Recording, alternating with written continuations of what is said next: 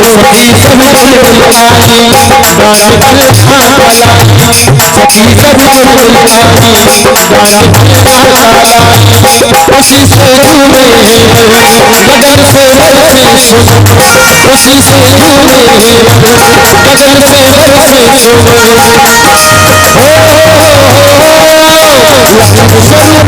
कमर की भगवान खुशाली है आज मेरे शाम की शादी है आज मेरे शाम की शादी है शाम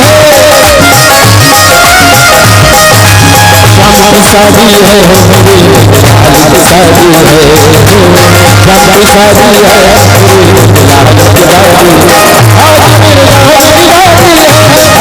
की शादी है आज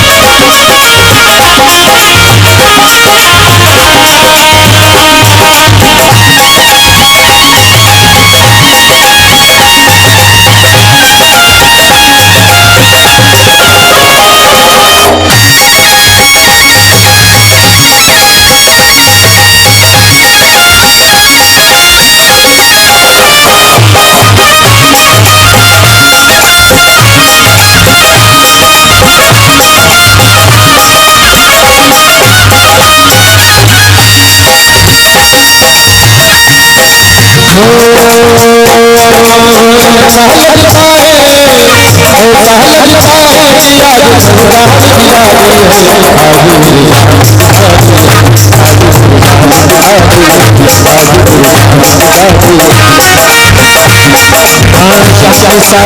शादी है लाल की शादी है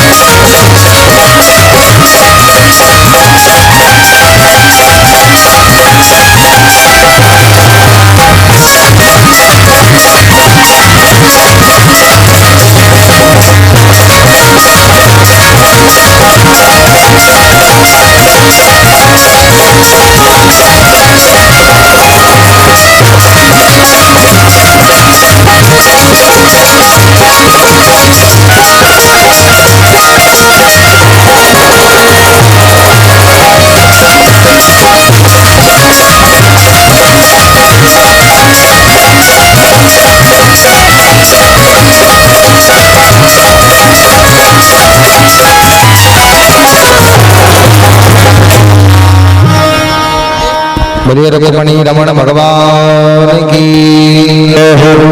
सुखदेव जी बोले राजा परीक्षित इस प्रकार भगवान श्याम सुंदर का पहला विवाह माता रुक्मणी जी के साथ हुआ।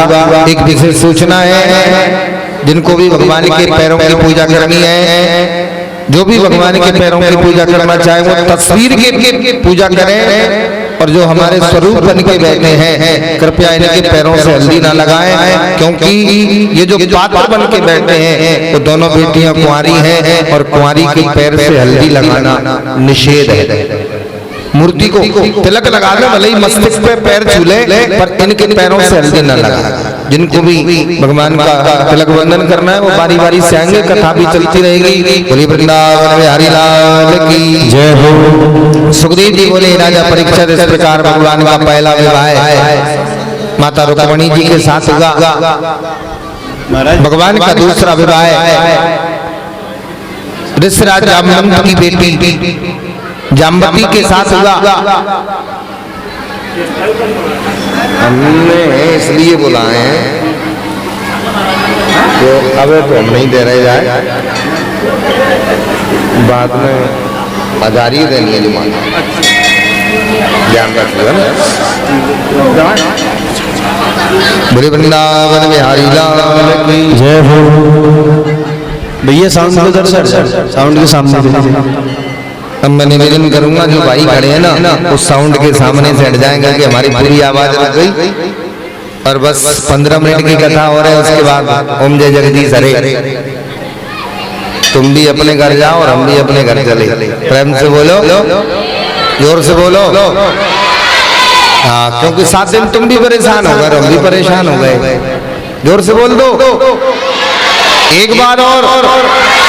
हाँ, बोली वृंदावन बिहारी लाल की जय हो। सुखदेव जी बोले हाँ, जिनको भी भगवान का पूजन करना है वो कर दें, एक एक करके आए और बस कम समय दूंगा फिर हटा दूंगा मैं। प्रेम से बोलो। सुखदेव जी बोले राजा परीक्षित भगवान श्याम सुंदर का दूसरा विवाह ऋषराज जामवंत की बेटी जामवती जी के साथ हुआ। भगवान का तीसरा विवाह सत्यभामा के साथ हुआ और भगवान का चौथा विवाह सूर्य की पुत्री कालिंदी के साथ हुआ और भगवान का 5वां विवाह मित्र वृंदा के साथ हुआ। छठा विवाह सत्या के साथ, भगवान का 7वां विवाह भद्रा के साथ और भगवान का 8वां विवाह मां लक्ष्मणा के साथ हुआ।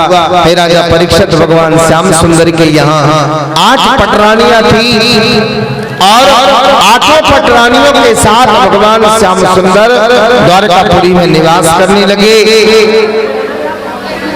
हे राजा परीक्षित कुछ समय बाद माता रुक्मिणी के गर्भ से एक पुत्र हुआ। भगवान ने उसका नाम प्रद्युम्न रखा और हे राजा परीक्षित धीरे धीरे धीरे समय व्यतीत हो गया और जब धीरे धीरे धीरे समय व्यतीत हुआ एक दिन भगवान श्याम सुंदर ने पृथ्वी के पुत्र भौमासुर का वध किया और पृथ्वी के पुत्र भौमासुर को मार करके भगवान ने भौमासुर की जेल खाने से 16,100 कन्याओं को मुक्त किया।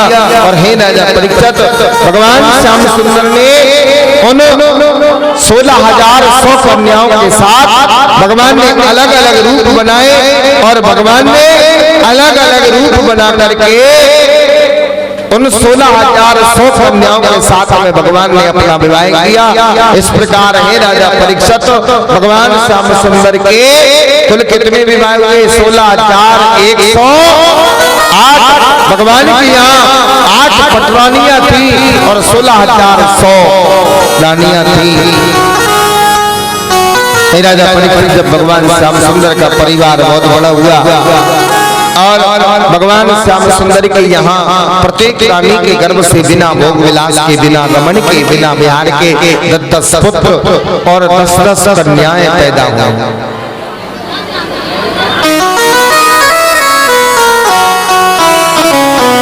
जब भगवान के यहाँ बिना रमण के, बिना विहार के 10 पुत्र और 10 कन्याएं पैदा हुई। हे राजा परीक्षित भगवान श्याम सुंदर का जो कुटुंब था वो बहुत बड़ा कुटुंब हो गया और अपने इस वसुदेव कुटुंब के साथ भगवान द्वारिका में निवास करने लगे। मैं 2 मिनट का समय दे रहा हूँ ताकि ये भप्पड़ खत्म हो जाएगा। हटा दो, जल्दी हटाओ। हाँ हटाओ।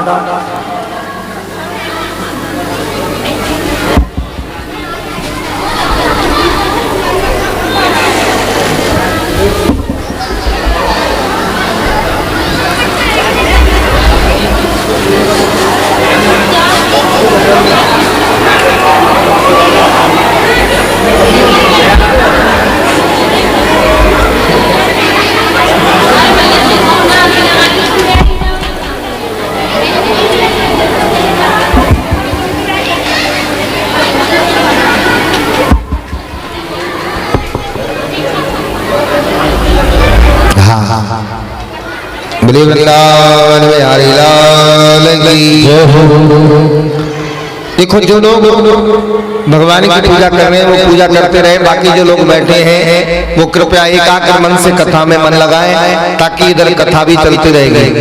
सुखदेव जी बोले हे राजा परीक्षित, भगवान श्याम सुंदर जब अपने इतने बड़े कुटुंब के साथ, विशाल कुटुंब के साथ जब द्वारिका में निवास करने लगे, कहो सुदामा एक दिन कृष्ण हमारा मित्र। हे राजा परीक्षित, परम सुंदर सुदामापुरी थी और उस सुदामापुरी में एक सुदामा नाम के ब्राह्मण रहते थे। हे राजा परीक्षित, जब सुदामापुरी में सुदामा नाम के ब्राह्मण रहते थे, बड़े शील ब्राह्मण थे। सुदामा नाम के ब्राह्मण का शील बड़ा सुंदर था और वो भगवान कृष्ण के बचपन के मित्र थे, बचपन के सखा थे। हे राजा परीक्षित,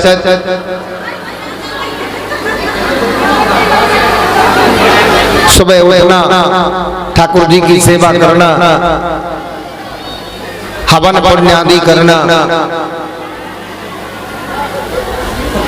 और 5 कर भिक्षा मांग करके अपने परिवार का पालन पोषण करना। हे राजा परीक्षित, जब सुदामा जी भिक्षा मांग करके अपने परिवार का पालन पोषण करते थे, जब समय विपरीत हुआ, जब समय उल्टा हुआ, तो मेरे भाई बहन ऐसा समय आया कि सुदामा को भिक्षा मिलना भी बंद हो गया। आजादी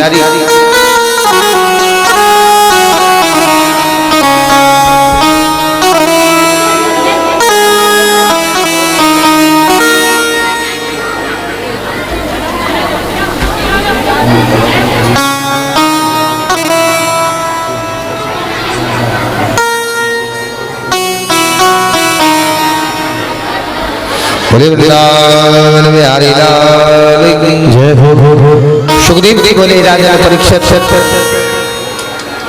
जब सुदामा के समय में प्रतिकूलता नहीं आई और सुदामा का समय जब सुदामा के जीवन से विपरीत हो गया, तो ऐसा समय आया मेरे भाई बहन कि जो सुदामा भिक्षा मांग करके अपने परिवार का पालन पोषण करता था, उसको भिक्षा मिलना भी बंद हो गया।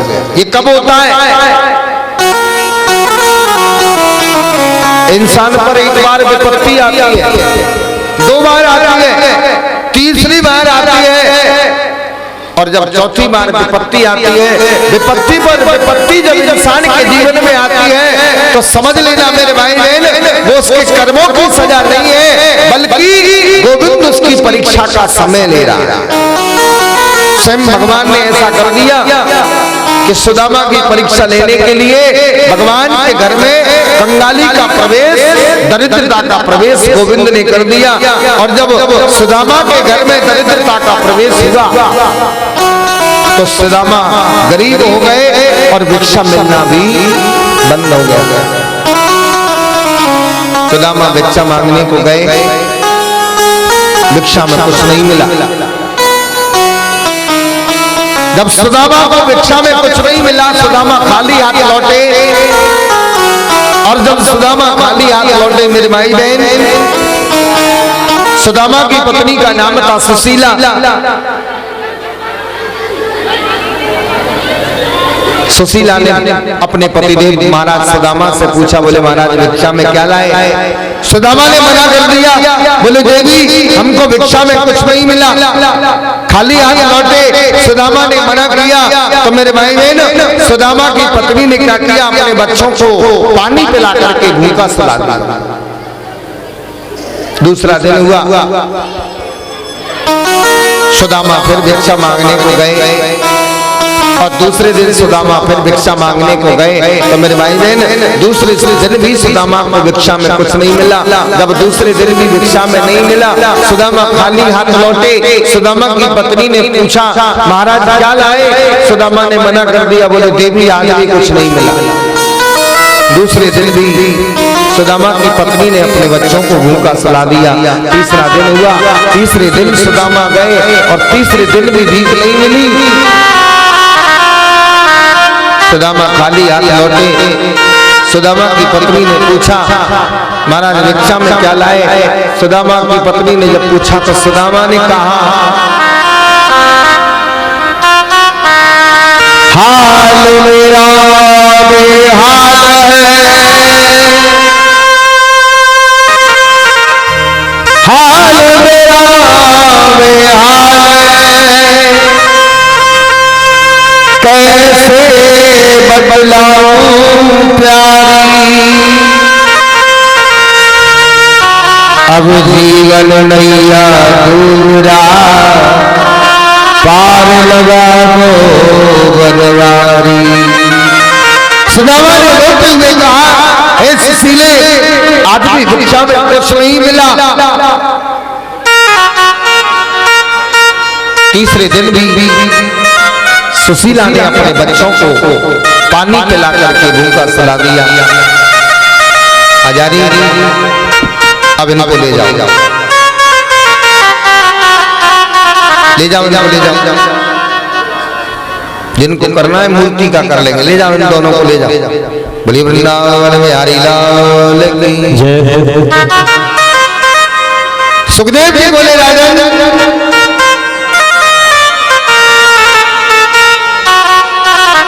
तीसरे दिन भी सुदामा की पत्नी ने अपने बच्चों को भूखा सुला दिया। याद रखना मेरे भाई बहन, गए वो तो उनको मत देखो, इधर देख। हाँ, इसलिए तो भगा दिए। भगवान भी बड़े चलिया है, सबको अपनी ओर आकर्षित कर लेते हैं, और जब भगवान सबको आकर्षित करता है तो इधर उधर वालों की तो कोई काउंटिंग ही नहीं रहती। प्रेम से बोलो, कोई बात नहीं। बहुत अच्छी बात है कि आप सबका ध्यान परमात्मा पर है, और मैं यहाँ से यही आशीर्वाद दूंगा कि भगवान यहाँ बैठे हर व्यक्ति के मन में ईश्वर के प्रति ध्यान होना चाहिए, ईश्वर के प्रति प्रेम होना चाहिए। दुनिया में ध्यान लगाओगे तो दुनिया काम नहीं आएगी, और ईश्वर से ध्यान लगाओगे तो ईश्वर एक न एक दिन जरूर काम आएगा। प्रेम से बोलो, जोर से बोलो। सुखदेव जी बोले, राजा परीक्षित, तीसरे दिन भी सुदामा ने अपने बच्चों को भूखा सुला दिया। याद रखना मेरे भाई बहन, केवल जलपान करने से शरीर को चैन नहीं मिलता, और जब तक शरीर को चैन नहीं मिलता तब तक शरीर को नींद भी नहीं आती। 3 दिन से सुदामा के बच्चे भूख से तड़प, 3 दिन हो गए भूख से तड़प रहे हैं सुदामा के बच्चे। रात्रि का समय है, इधर से करवट उधर हो जाए और उधर से करवट इधर हो जाए। सुशीला बोली, है भैये तुम इतने निष्ठुर मत बनो कि तुम्हें अपने बच्चों पर दया तक नहीं आती। सुदामा बोले, प्रिय क्या करूं, मेरा बस क्या, मेरा कर्म है भिक्षा मांगने का, उस कर्म को मैं कर रहा हूँ, और कर्म करने के बाद भी यदि गोविंद मुझे प्रतिफल न दे तो इसमें मेरा दोष नहीं है, ये तो मेरे भाग्य का दोष है, और ये मेरे बच्चों के भाग्य का दोष है। सुशीले, अब मैं क्या करूं?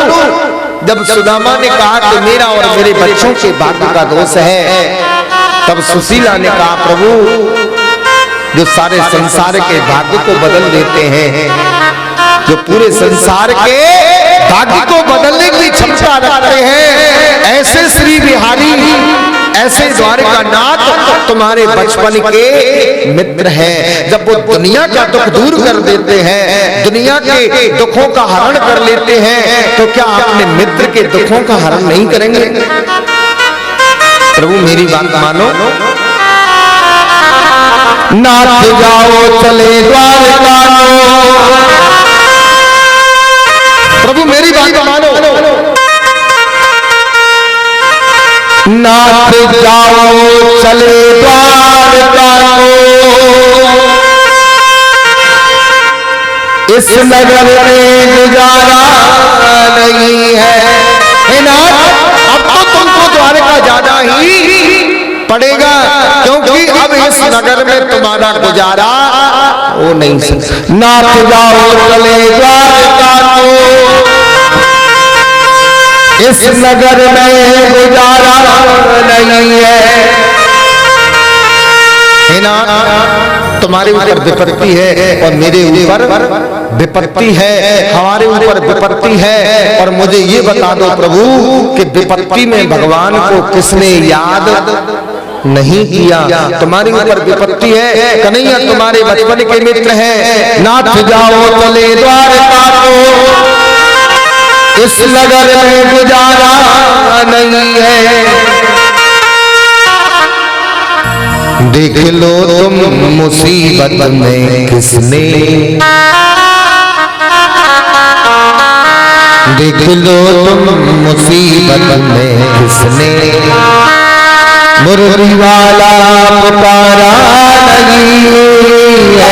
देख लो तुम मुसीबत में किसने, देख लो तुम मुसीबत में किसने, मुरली वाला पुकारा मुसीबत में किसने,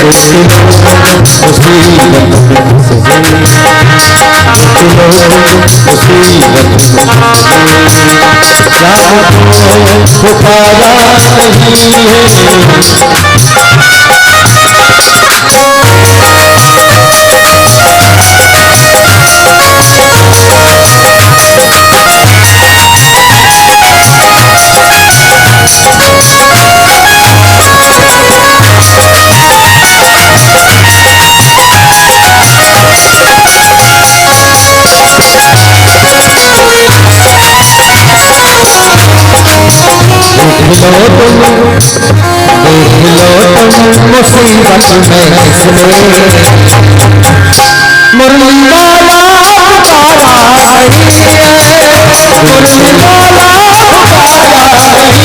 नहीं है।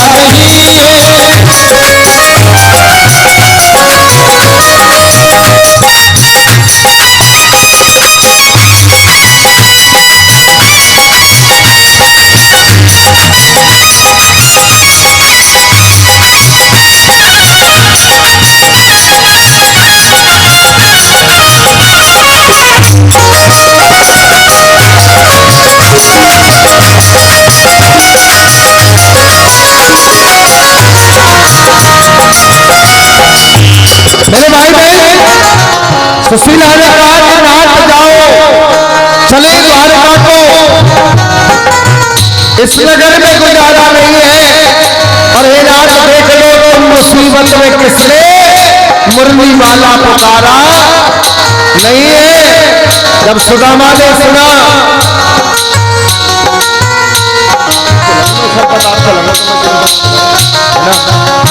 मेरे भाई बहन, जब सुदामा ने सुना तो सुदामा ने कहा कि सुशीले तुम मुझसे नहीं ले रही हो, तुम द्वारिका में चले जाओ। तो सुनो प्रभु क्या कहने लगे सुदामा, कैसे जाओ प्रिय द्वारिका को,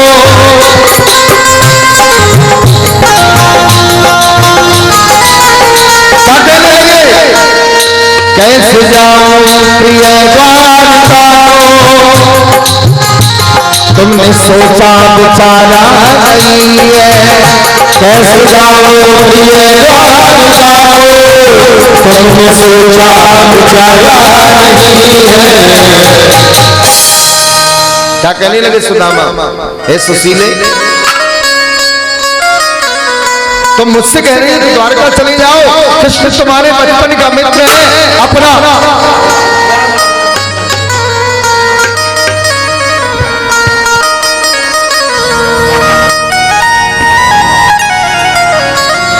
सुदामा ने कहा है प्रिय तुम मुझसे द्वारका जाने की कह रही हो, चला तो जाऊंगा पर मेरी हालत तो देखो, कैसे जाऊं प्रिय द्वारका को, तुमने सोचा विचारा नहीं है। सोच तो लो, विचार तो लो कि उस लोकी के मालिक के पास जिसके सोने की महल है,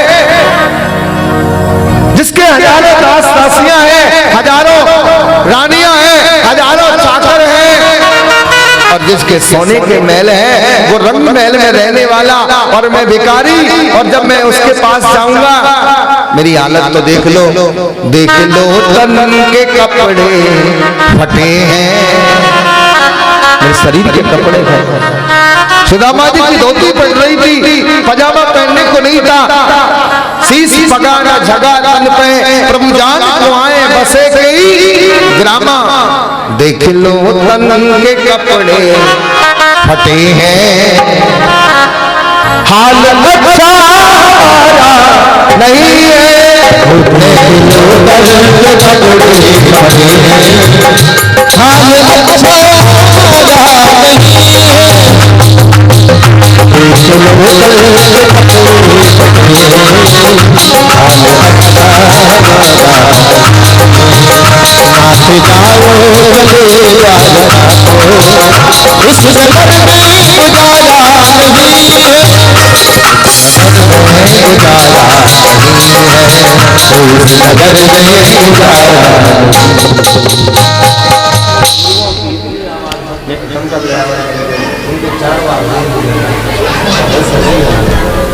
बोली वृंदावन बिहारी लाल की जय।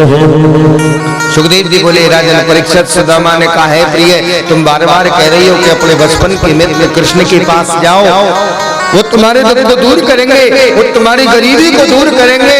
सुदामा ने कहा है प्रिय, चला तो जाऊं, पर जाऊं कैसे? कैसे जाऊं प्रिय द्वारका को, तुमने सोचा विचारा नहीं है। देख लो तन के कपड़े फटे, हाल अच्छा हमारा नहीं है। इस फटी सी धोती में जाऊं, हाँ चला भी जाऊंगा, पर क्या लेके जाऊंगा? उसे भेंट में ले जाने के लिए भी मेरे पास कुछ नहीं है। कन्हैया ने जब सुदामा ने कहा कि उसे भेंट में ले जाने के लिए कुछ नहीं है, और हे सुशीले, जब भी भगवान के दर जाया इंसान को जाना चाहिए, तब उसके हाथ में कुछ हो, क्योंकि इंसान को खाली हाथ भगवान के मंदिर भी नहीं जाना। मंदिर जानते हो ना, तुम में से कोई मंदिर नहीं जाता, याद रखना, आज के बाद मंदिर जाओ ना तो खाली हाथ मत जाना, पैसे मत ले जाना, एहसान मत करना, 100 का नोट चढ़ा के ठाकुर जी पे एहसान मत करना। बहुत अच्छी बात बता के जा रहा हूं, किसी भी मंदिर पे जाओ पैसों के घमंड से मत जाना। भगवान को पैसे की आवश्यकता नहीं। क्या दोगे तुम उसे? दे पाओगे? कभी भगवान के दरवाजे पर जब भी जाओ, भगवान का दर्शन करने को जब जाओ, तो हाथ में अपने घर से निकलते समय पत्रम फलम पुष्पम, या तो पेड़ों के पत्ते हों, और कुछ के किसी भी चीज के पत्ते नहीं मिले तो तुलसी के पत्ते, पत्रम फलम, कोई एक आध फल मिल जाए तो बोले जाओ। और पुष्पम, पुष्पम यानी कि फूल, बस फूल फूल पत्ते अपने घर से ले जा करके, और दोहम यानी जल। जब भी आप मंदिर जाएं तो अपने घर से पत्ता, फल, फूल, दूध और जल लेकर के जरूर जाएं, क्योंकि मेरे भाई बहन, जब भी परमात्मा के स्थान पर जाएं तो खाली हाथ नहीं जाना चाहिए। खाली हाथ जाओगे तो खाली हाथ आओगे, और कुछ लेके जाओगे तो कुछ लेके आओगे। प्रेम से बोलो, फैसला तुम्हारे हाथ में है, बस बता हमने दिया। सुखदेव जी बोले राजन, जब सुदामा ने ऐसा कहा तो सुशीला ने कहा महाराज तुम उसकी चिंता मत करो, तुम भेंट की चिंता मत करो। मेरे भाई बहन, सुशीला गई, झट से 3 घर जाकर के 3 मुट्ठी चावल ले आई। अब बांधने के लिए कपड़ा भी नहीं था, बांधने के लिए कपड़ा भी नहीं था। साड़ी का पल्लू फाड़ा, और साड़ी का पल्लू फाड़ करके 3 मुट्ठी चावल उस कपड़े की पोटली बना करके सुदामा को दे दिए। समय अभाव है मेरे भाई बहन, जब सुदामा ने उस पोटली को हाथ में लिया, लकड़ी